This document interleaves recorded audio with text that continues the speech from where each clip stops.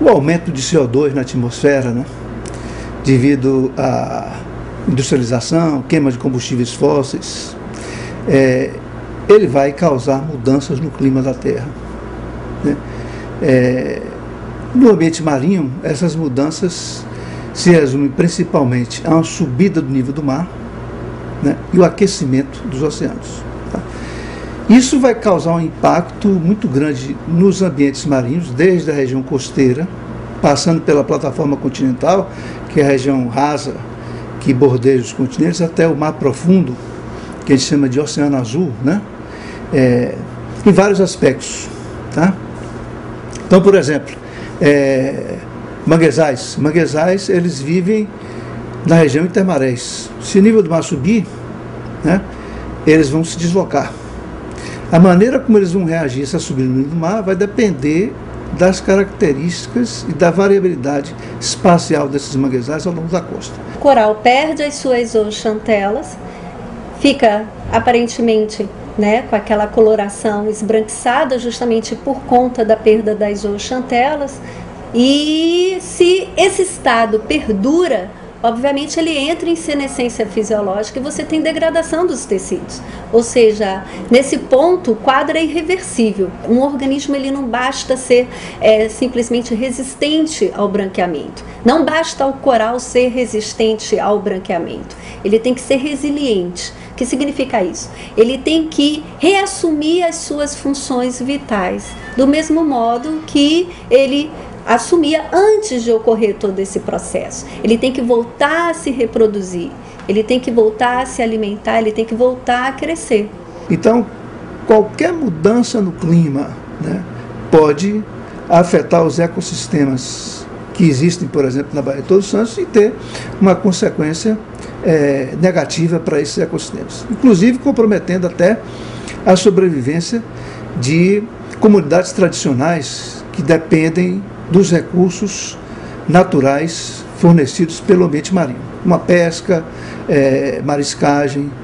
Outro ecossistema também que vai ser muito afetado são os recifes de coral, porque os recifes de coral eles são muito exigentes em termos de temperatura, faixa de temperatura que eles vivem é muito restrita, né, restritiva.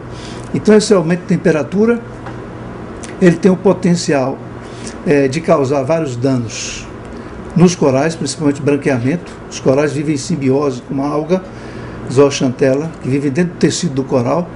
Então, quando aumenta a temperatura, os corais tendem a expelir essas zooxantelas, essas algas, e aí eles ficam mais vulneráveis. Se o coral não se torna resiliente, o recife de coral não se torna resiliente. E aí você tem todo o colapso do sistema recifal. Para vocês terem uma ideia, os recifes de corais mais importantes do Brasil estão no sul da Bahia, na região de Abrolhos, né, e o restante concentrados na região norte e nordeste do Brasil. No Brasil nós temos um total de 23 espécies de corais de águas rasas, sendo que 2 dessas espécies são bioinvasoras, ou seja, não pertencem aqui ao nosso litoral, foram introduzidas provavelmente, né, por conta do deslocamento de plataformas de petróleo.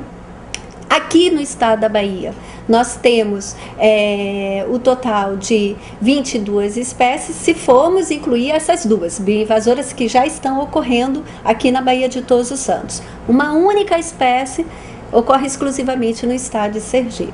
Ou seja, aqui no estado da Bahia, nós temos uma grande diversidade da fauna coralina, né, típica de ambientes de águas rasas.